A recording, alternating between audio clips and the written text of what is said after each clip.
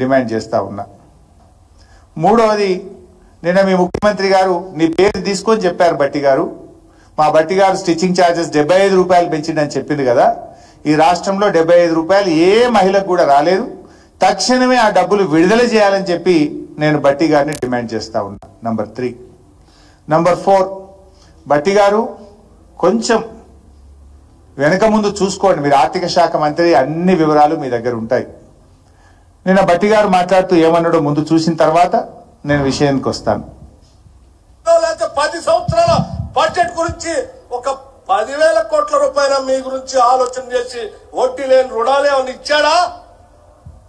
ఏమైంది ఆ రోజు? 10 సంవత్సరాల బడ్జెట్ గురించి ఒక 10,000 కోట్ల రూపాయల మీ గురించి ఆలోచన చేసి వడ్డీ లేని రుణాలు ఏమైనా ఇచ్చాడా? ఏమైంది ఆ రోజు? సో బట్టి గారు ఏమంటున్నారు, మొత్తం మా 10 ఏళ్ల పాలనలో 10,000 కోట్ల రూపాయల వడ్డీ లేని రుణాలైనా ఇచ్చారా అని గొంతు బించుకొని మాట్లాడాడు. బట్టి గారు, ఒకవేళ 2022-23 సంవత్సరంలోనే 13,000 కోట్ల రూపాయలు ఇచ్చాం. 1 ఫైనాన్షియల్ ఇయర్. మా ప్రభుత్వం అధికారంలోకి వచ్చినాడు, ఆనాటి కాంగ్రెస్ ప్రభుత్వం హార్డ్లీ 3,000 కోట్లు 2,000 కోట్లు ఇచ్చింది వడ్డీ లేని రుణం. మీరు 2,000 3,000 కోట్లు మీరిస్తే 1,00,000 కోట్ల రూపాయలు మహిళా సంఘాలకు మేము బ్యాంక్ లింకేజ్ ఇప్పించాం. 1,00,000 కోట్లు ఇప్పించాం. అది సెర్ప్ ద్వారా, మెప్మా ద్వారా, స్త్రీనిధి ద్వారా 3 రకాలుగా 1,00,000 కోట్ల రూపాయలు బ్యాంక్ లింకేజ్ ఇచ్చింది బీఆర్ఎస్ ప్రభుత్వం. కానీ నువ్వేం మాట్లాడుతున్నావు? 10,000 కోట్లైనా ఇచ్చారా అంటున్నావు. 10,000 కోట్లు మేము దిగిపోయే సంవత్సరం 9 నెలల్లోనే 10,000 కోట్లు ఇచ్చాం. 2023-24లో మేము డిసెంబర్ 7కు దిగిపోయినాం. ఆ 9 నెలల్లోనే 10,000 కోట్లు ఇచ్చాం. అంతకుముందు ఫైనాన్షియల్ ఇయర్లో 2022-23లో 13,000 కోట్లు ఇచ్చాం. మొత్తం మా 10 ఏళ్లలో కరోనా పీరియడ్ తో సహా 10,00,000 కోట్ల రూపాయల బ్యాంక్ లింకేజ్ ఇచ్చాం మేము.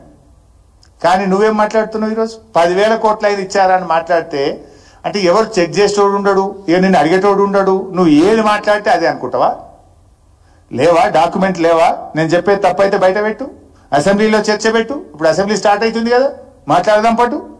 ఏ ఇయర్ ఎంత ఇచ్చినామో నేను చెప్తా. మెప్మా ఎంత ఇచ్చినాం, సెర్ప్ ఎంత ఇచ్చినాం, స్త్రీనిధి ఎంత ఇచ్చినాం నేను చెప్పనీకి రెడీ ఉన్నా. నేను ఆర్థిక శాఖ మంత్రిగా పనిచేసిన కదా. 10,000 కోట్లు కూడా ఇవ్వలేదని పచ్చి అబద్ధాలు జస్ట్ స్లీపింగ్ రిమార్క్స్ చేస్తే ఎట్లా బట్టి గారు? అండ్ పర్సనల్ కామెంట్స్ చేస్తే ఎట్లా? నువ్వు వాస్తవాలు తెలుసుకొని మాట్లాడు, నిజాయితీగా మాట్లాడు.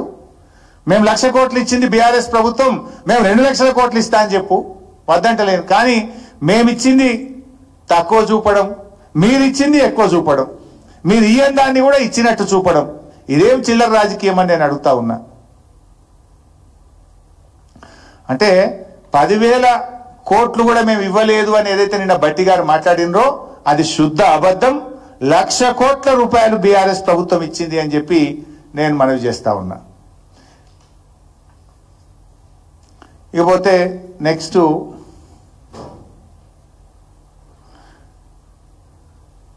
రేవంత్ రెడ్డి గారు పాపం పాలన చేతగాక ప్రకృతి మీద కూడా నిందలేసిండు. అది కూడా ఒకసారి చూద్దాం, చూసిన తర్వాత మాట్లాడదాం. ఆయనకు ఎండలు ఎక్కువ వచ్చినాయి అన్నట్టుండు పాపం. రేవంత్ రెడ్డిని తిట్టొచ్చు, నన్ను తిట్టడం కోసం మీ పైశాచిక ఆనందం మంచిదాన్ని బీఆర్ఎస్ వల్ల నేను అడుగుతున్నా.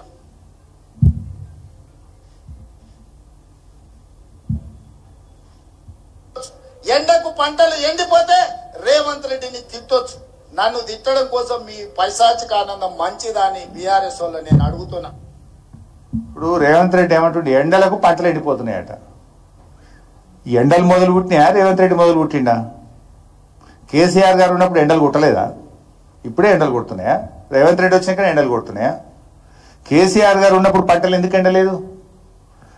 ఈసారి కాలం అయితే మంచిగా అయింది. వాస్తవానికి యావరేజ్ రెయిన్ఫాల్ కంటే ఈ రాష్ట్రంలో ఎక్కువ వర్షాలు పడ్డాయి. కృష్ణా గోదావరి నదులు పొంగి ప్రవహించినాయి. అన్ని రిజర్వాయర్లు కూడా నిండినాయి ఈ రాష్ట్రంలో. మరి ఎందుకు పంటలు ఎండిపోతున్నాయి అంటే ఇది కాలం తెచ్చిన కరువు కాదు, రేవంత్ రెడ్డి తెచ్చిన కరువు. ఇది ప్రకృతి వైపరీత్యం కాదు, పాలన చేత కాక రేవంత్ రెడ్డి వైఫల్యం. ప్రకృతి వైపరీత్యం కాదు, ఇది రేవంత్ రెడ్డి వైఫల్యం. ముమ్మాటికి ఇది నిజం. నేను సాక్ష్యాధారాలతో సహా చూపించదలుచుకున్నా. ఎందుకంటే ఎండలు ఎప్పుడూ ఉంటాయి. ఇలా కేసీఆర్ హయాంలో ఉన్న నీళ్లు రేవంత్ రెడ్డి రాగానే ఎందుకు మాయమవుతున్నాయి? ఏమైంది అంటే కేసీఆర్ గారేమో ముందు జాగ్రత్తతోని నీళ్లు ఒడిసి పట్టిండు. కృష్ణా గోదావరి నదిల్లో ప్రవహించే నీటిని చాలా జాగ్రత్తగా కేసీఆర్ గారు ఒడిసి పడితే, రేవంత్ రెడ్డి గారేమో దాన్ని పట్టించుకోక నీటి నిర్వహణలో శ్రద్ధ లేకపోవడం వల్ల ఇలా భూగర్భ జలాలు ఇంకిపోతున్నటువంటి పరిస్థితి ఉన్నది.